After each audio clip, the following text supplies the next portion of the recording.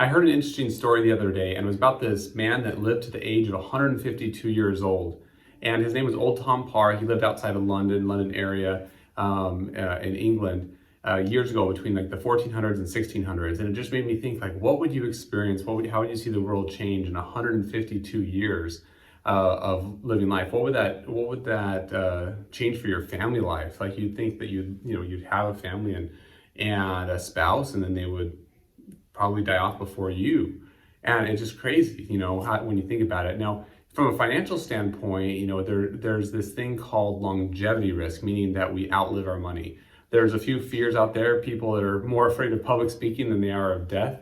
In most terms, there's arachnophobia, there's fear of spiders, there's fear of claustrophobia, there's fear of tight spaces.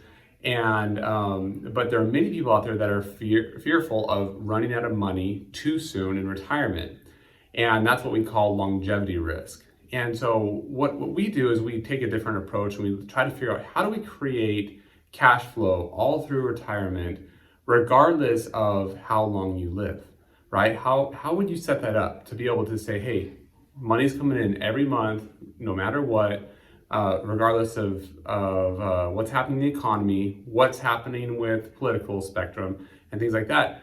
But you could have cash flow coming in every month, regardless of whether you live to age 70, 80, 90, 152. And so those are the things that we look at and trying to help people with. But we want to take the fear out of financial planning, right? We don't want you to have to worry about, man, am I going to outlive that money, or is the market going to steal the money away from me? We want to create systems that bring you financial peace. And so that's what you do.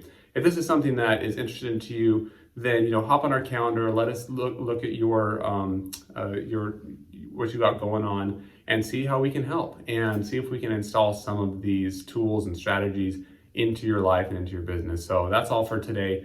Hope you enjoyed this video.